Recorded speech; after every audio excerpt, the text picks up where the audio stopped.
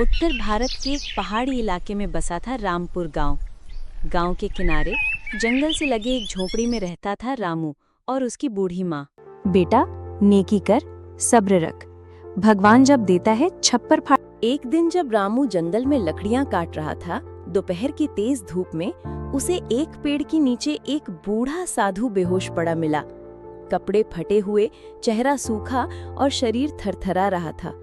रामू ने तुरंत अपनी पानी की मटकी निकाली और उसके मुंह में पानी डाला। तू कौन है?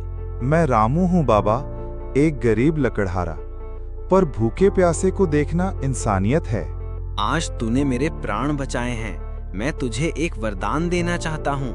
ये देख, ये गधा तेरा हुआ। बाबा, मैं गधा लेकर क्या करूँगा? लकड़ियाँ खुद ही मुश्किल से उठती हैं। ये कोई साधारण गधा नहीं है। जब भी तू कहेगा गुल्लू गधा सोना दे, तो ये सोने की अशर्फियां गिराएगा। पर एक शर्त है, लालच मत करना। रामू अपने झोपड़ी में वापस आता है। रात का अंधेरा गहराया है। माँ रोटियां सेंक रही है। माँ, आज जंगल में कुछ अजीब हुआ। और फिर वो माँ के सामने कहता है, गुल्लू गधा सोना भी?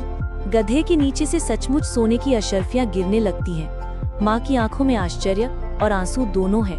माँ आश्चर्य से, रामू ये तो चमत्कार है। माँ, हम ये सोना सिर्फ जरूरत के लिए लेंगे। हमारा पेट भर जाए, किसी का हक न मारे। रामू की बदली किस्मत। अब रामू के दिन बदलने लगते हैं। वो रोज कुछ लकड़ियां बेचता है, थोड़ा सोना रखता है, बाकी जरूरतमंदों को बांटता है। गांव में वो कपड़े पहनता है, पर अब भी नम्र रहता है। गांव वाले हैरान हैं। रामू, अब तो तेरा घर कच्चे से पक्के में बदल गया। क्या जंगल में सोने की खान मिल गई क्या? ना रे भैया, भगवान की मेहरबानी है। जो मिला है उससे गांव वालों का भी भला कर रहा हूँ। रामू ने गांव के स्कूल में एक नया छप्पर बनवाया, मंदिर की मरम्मत करवाई और गरीब बच्चों को किताबें दिलवाई। वो अब भी वही पुराने कपड़े पहनता, सुबह कुल्हाड़ी लेकर जंगल जाता, पर अब उसकी मुस्कान और भी शांत हो गई थी। गांव के कुछ लोग ईर्ष्या करने लगे, पर ज्यादातर लोग उसकी दरियादिली से प्रभावित हो गए। गांव का जमींदार ठाकुर रणवीर सिंह क्रूर और लालची आदमी था। उसके पास बहुत जमीन थी, पर दिल तंग था। वो सोचता था कि गांव में एक ही आदमी अमीर रह सकता है, और वो खुद। एक दिन ठाकुर अपने नौकर बबलू से कहता है, अबे बबलू, ये रामू का मामला कुछ गड़बड़ है। 2 महीने पहले नंगे पांव घूमता था, अब स्कूल बनवा रहा है। इसकी निगरानी कर, पता लगा कि 16 कहाँ से आता है। बबलू उसी रात रामू का पीछा करता है। रामू जैसे ही झोपड़ी में बैठकर मंत्र कहता है, गुल्लू गधा सोना दे, बबलू की आंखें फटी की फटी रह जाती हैं। वह दौड़कर ठाकुर को जाकर बताता है। चोरी और धोखा।